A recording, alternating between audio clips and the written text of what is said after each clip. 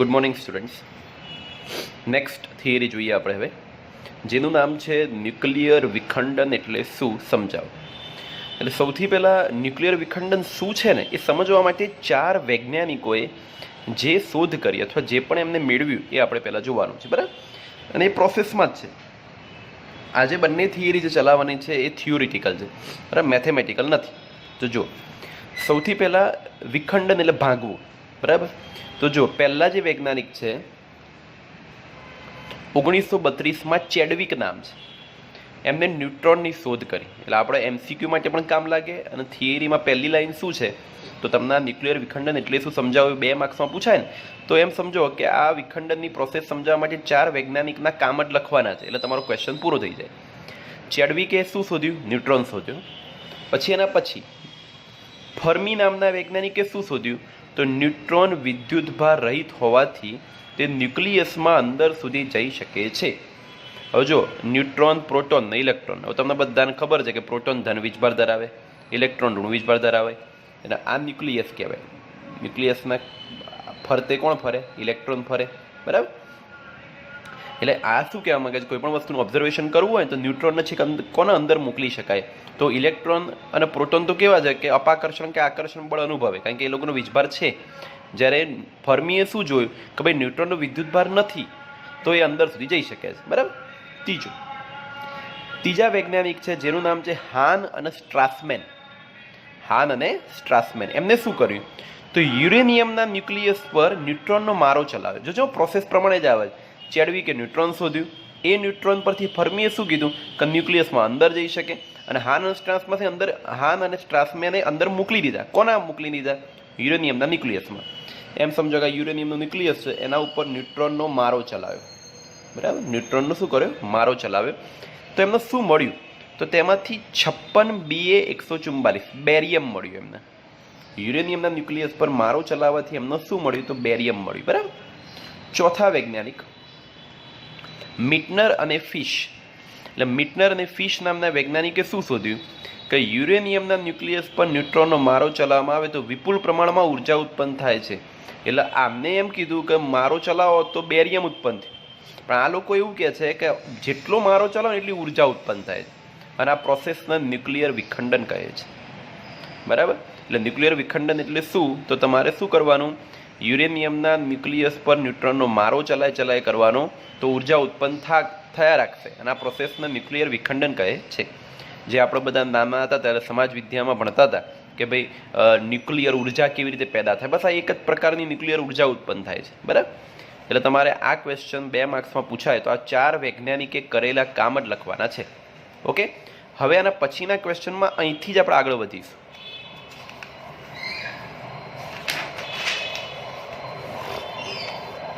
ચલો, એ ક્વેશ્ચન જોતા પહેલા એક એમસીક્યુ છે. ન્યુક્લિયર વિખંડનની પ્રક્રિયાની સૈદ્ધાંતિક સમજૂતી ન્યુક્લિયસના પ્રવાહી બુંદ મોડેલ દ્વારા આપવામાં આવે છે.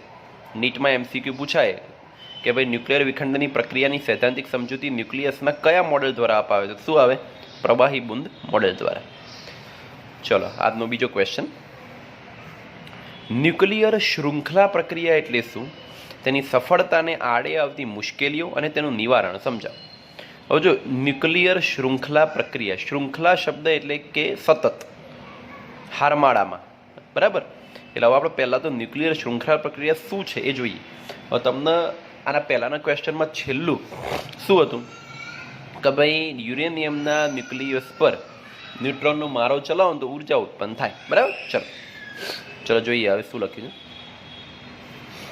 92U235 એટલે યુરેનિયમના ન્યુક્લિયસ પર જ્યારે ન્યુટ્રોનનો મારો ચલાવવામાં આવે ત્યારે એક વિખંડન દીઠ 2.5 ન્યુટ્રોન મળે છે. આ યાદ રાખજો, મોસ્ટ આઈએમપી એમસીક્યુ છે કે જ્યારે તમે ન્યુટ્રોનનો મારો ચલાવો ને, એક ન્યુટ્રોનનો મારો ચલાવો તો ઉર્જા ઉત્પન્ન થઈ, પણ એ ઉર્જા કોના સ્વરૂપમાં ઉત્પન્ન થાય છે?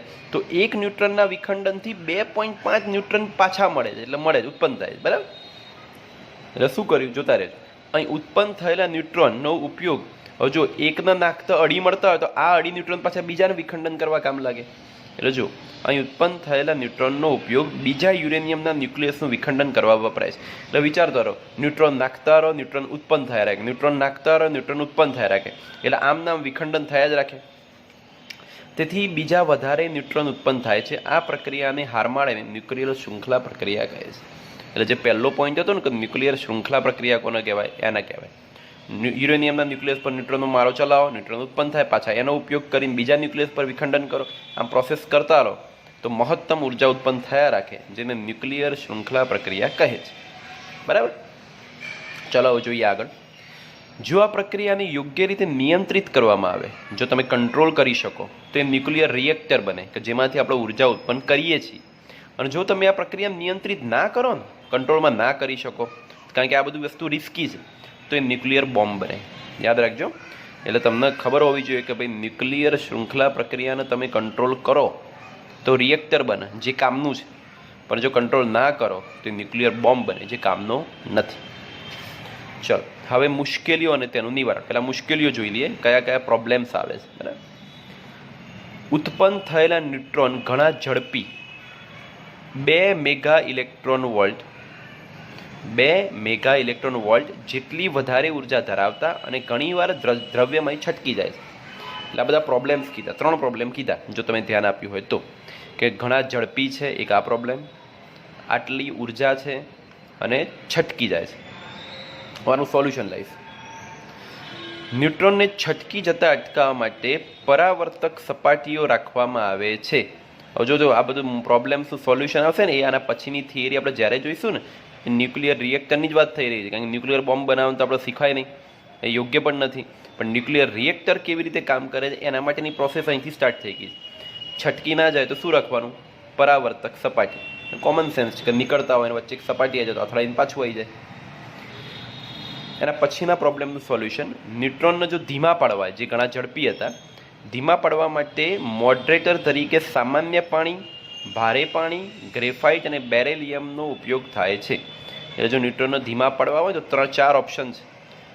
કાં તો તમે સામાન્ય પાણી વાપરો, કાં તો ભારે પાણી વાપરો, કાં તો ગ્રેફાઇટ વાપરો, કાં તો બેરેલિયમ વાપરો. બરાબર. હવે જો કોમન સેન્સ છે, ન્યુટ્રોન ધીમા પડી જાય તેની ઉર્જા કેટલી થઈ જાય છે? 0.04 EV, જે હતી કેટલી? 2 MeV. એટલે મેગા એટલે 10⁶, 2 × 10⁶ EV હતી, એની જગ્યાએ ખાલી 0.04 EV થઈ જાય છે. એટલે તમે જુઓ, 3 પ્રોબ્લેમ કીધા, 3 પ્રોબ્લેમનું સોલ્યુશન કીધું. બરાબર. આગળ, આ શૃંખલા પ્રક્રિયા દરમિયાન ઉષ્મા ઉર્જા ઉત્પન્ન થાય છે. 10⁶ કેલ્વિન જેટલું તાપમાન થઈ જાય છે. 10⁶ એટલે 10⁷ અને 10⁶ એટલે ઓલમોસ્ટ લાખોમાં તાપમાન થઈ જાય છે. બરાબર. તો હવે શું થાય જોઈએ. તેથી તાપમાનને, કોમન સેન્સ છે કે આટલું બધું તાપમાન ના ચાલે, તો તાપમાનને નિયંત્રિત કરવા શું વાપરે? શીતક દ્રવ્ય વાપરે. કેવા? કાં તો પાણી વાપરો, કાં તો પ્રવાહી સોડિયમ વાપરો, કાં તો વાયુ વાપરો. એટલે શીતક દ્રવ્ય તરીકે પણ 3 વસ્તુ વાપરી શકાય છે ઠંડક કરવા માટે. આગળ, ન્યુક્લિયર વિખંડન પ્રક્રિયામાં, ધ્યાનથી સાંભળજો, આ મોસ્ટ IMP છે નીટના MCQ માટે. ન્યુક્લિયર વિખંડન પ્રક્રિયામાં કોઈપણ તબક્કે ઉત્પન્ન થતા ન્યુટ્રોનની સંખ્યા તે તબક્કે આપાત ન્યુટ્રોનની સંખ્યાના ગુણોત્તરને ગુણક અંક અથવા મલ્ટિપ્લિકેશન ફેક્ટર કહે છે. તમને અવળત સમજાયું કે 1 ન્યુટ્રોનનો મારો ચલાવો તો 2.5 ન્યુટ્રોન મળે.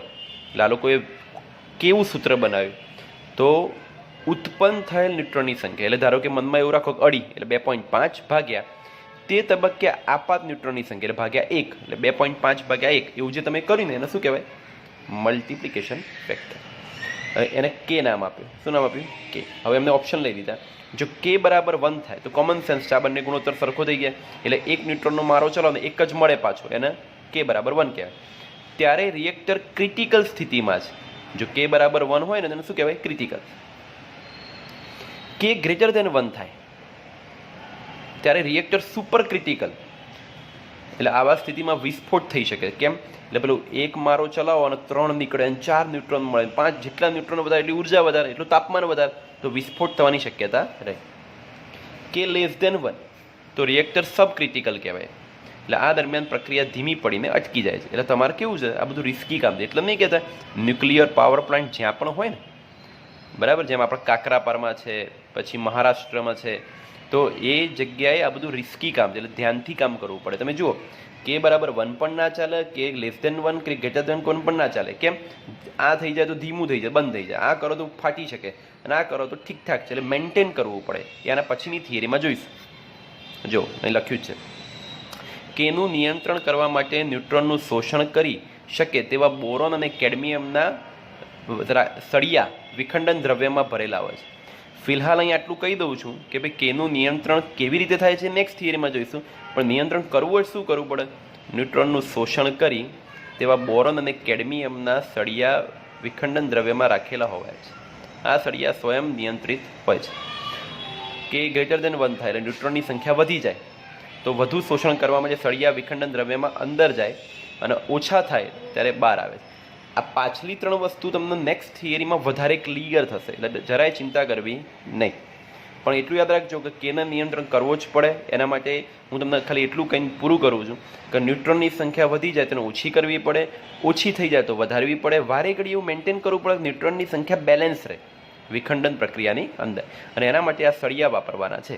અને સળિયા કેવી રીતે કામ કરે છે એ આપણે નેક્સ્ટ થિયરીમાં જોઈશું. સો આ હતી 3 કે 4 માર્ક્સની અંદર પૂછાતી થિયરી અને મોસ્ટ IMP થિયરીઝ. બરાબર, ચલો, થેન્ક યુ.